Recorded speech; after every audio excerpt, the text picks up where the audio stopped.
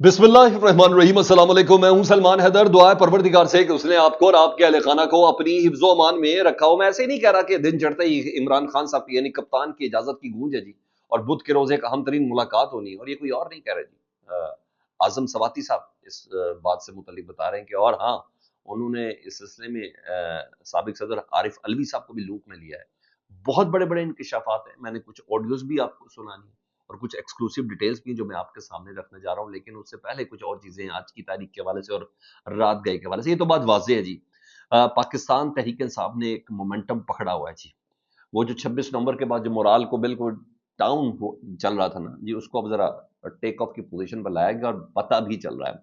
और वो कहते हैं ना, नफाक और इत्तफाक के बीच के अंदर जो पाकिस्तान तहरीक इंसाफ है ना, उसका वर्कर बता रहा है कि बाहर बैठी लीडरशिप चाहे जो मर्जी सोचती हो, जिस तरह की मर्जी गुफ्तगू करती हो, चाहे अडियाला के बाहर हो, चाहे असम्बली के अंदर हो, या असम्बली के बाहर हो, या सोशल मीडिया पे हो, जो मर्जी बातें कर रहे हो, वर्कर ने यह साबित कर रहा है मुसलसल कि कम से कम वर्कर और इमरान खान एक पेज पर है।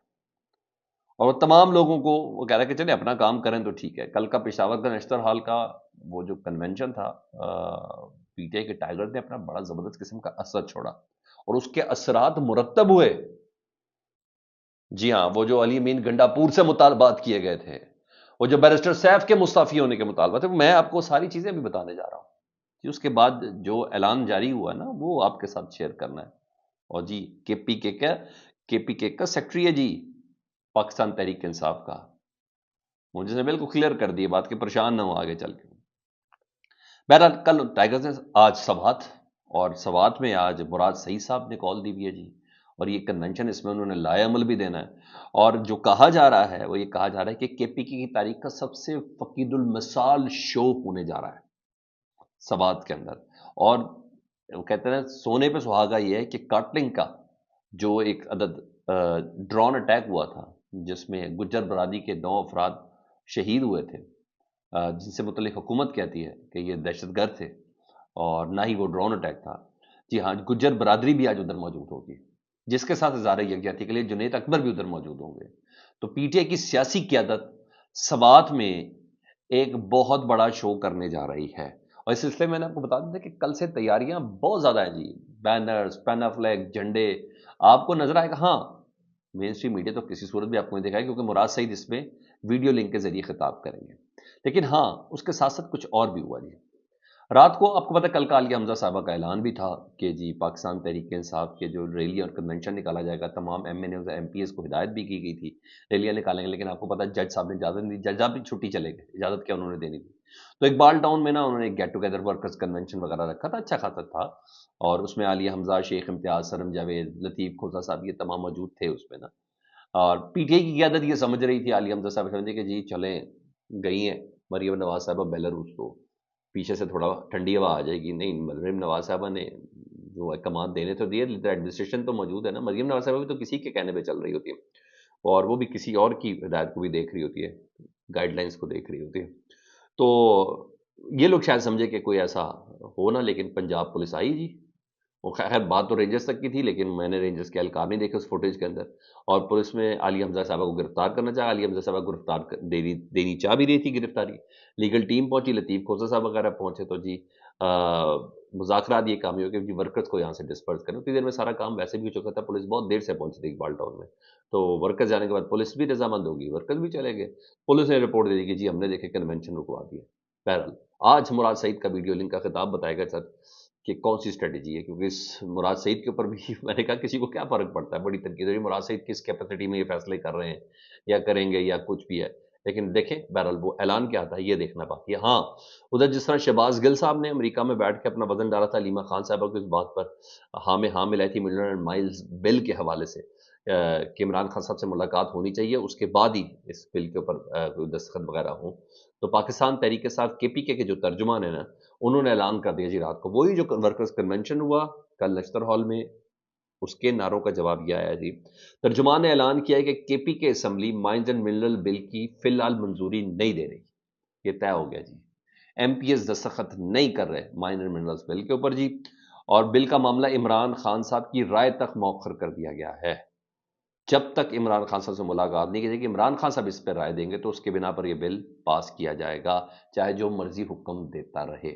پھر میں آپ کو بتا رہا ہوں، یہ حکم جو ہے یہ ایس آئی ایف سی کا پلیٹ فارم ہے، ایس آئی ایف سی کا پلیٹ ملٹری اسٹیبلشمنٹ کا ہے، ملٹری اسٹیبلشمنٹ اس پہ سیدھا سیدھا آرمی چیف صاحب ہی اس کو لیڈ کرتے ہیں۔ کہنے کو تو یہ سیاسی حکومت اور اسٹیبلشمنٹ، ملٹری اسٹیبلشمنٹ دونوں کا ہے، لیکن نہیں، یہ بڑی بات ہے کیونکہ اس پہ یہ بھی کہا ہے جی ترجمان صاحب نے کہ علیمہ خان صاحب نے پہلے ہی کہا کہ فی الحال اس ایکٹ کو روکا جائے، عمران خان صاحب کا کوئی حکم آئے تو پوری جماعت اسی سے ہم دیکھتی ہے، تو اس باری بھی ایسا ہو تو پی ٹی آئی انہوں ہولڈ چلی گئی جی اس بل کے اوپر جی، انہیں کہا نہ کرو علیمہ خان صاحب سے ملاقات، نہ کراؤ ان کی بہنوں سے ملاقات، نہ کراؤ سیاسی قیادت سے ملاقات۔ جو کل کا شو دوبارہ ہوا، جو منگل کو بھی ریپیٹ ہوا تھا، وہ یہی وجہ تھی نا کہ علیمہ خان صاحبہ ہدایت نہ لے لیں کاٹلنگ والے ڈرون اٹیک کے اوپر، علیمہ صاحبہ ہدایت نہ لے لیں منرل مائنز بل کے اوپر کہ عمران خان صاحب کیا کہتے ہیں، تو یہاں یہ چیز ہے، تو یہاں تو ہولڈ پہ چلے گی جی۔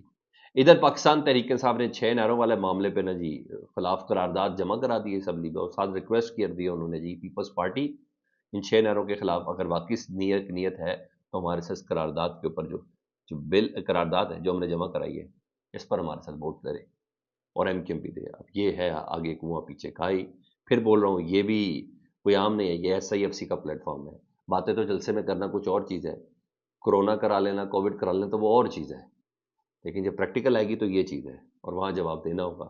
تو بہرحال پیپلز پارٹی نے علیحدہ سے ایک بل جمع کروا دیا جی، اور اگر نہیں کسی کو سمجھ آ رہی پیپلز پارٹی کی تو عرفان صدیقی صاحب سے پوچھ لے، ازما بخاری صاحبہ سے پوچھ لے، وہ زیادہ بہتر طور پہ بتاتے ہیں یہ 6 نہروں کا معاملہ آصف علی زرداری نے کس پلیٹ فارم پر دستخط کیے تھے، اور یہ زبانی کلامی چیز نہیں ہے۔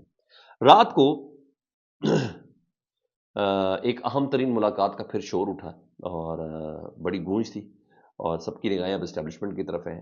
معاملہ ہے اعظم سواتی صاحب جو بھی پچھلے دنوں ملے عمران خان صاحب سے، جس کے بعد اچھا خاصا ایک ان کے اوپر تنقید شروع ہو گئی۔ اعظم سواتی صاحب نے رات کو پھر سما پہ ندیم ملک صاحب کے پروگرام میں، ندیم ملک صاحب نے خود ہی اس کو ٹویٹ کر کے بتایا، میں نے وہ پروگرام سنا بھی، میں بھی آپ کو سنوا بھی دیتا ہوں اس کا کچھ حصہ۔ انہوں نے کہا عمران خان صاحب نے کہا اعظم تمہیں اجازت ہے بات کرو، تم میرے وفادار ساتھی ہو، تم نے جتنی تکلیف اٹھائی ہے میں اس کو آنر کرتا ہوں۔ عمران خان نے کہا بات کرو، ڈیل نہیں کروں گا اور نہ ہی ڈیل میرا کام ہے، آئندہ آنے والے بدھ، ٹھیک ہے جی، کوئی خاص شخصیت سے میں ملنے والا ہوں۔ اب یہ خاص شخصیت کون ہو سکتی ہے؟ اسٹیبلشمنٹ کی ہوگی، حکومت کا تو کوئی خاص شخصیت نہیں ہونے والی، ملنے والا ہوں، یہ انہوں نے کہا ہے۔ انہوں نے کہا اس کے بعد جو ہے میں کروں گا، اور پھر انہوں نے پورا سارا تمہید باندھی، وہ بھی میں آپ کو سناتا ہوں، لیکن اس کے ساتھ انہوں نے کچھ اور بھی بولا۔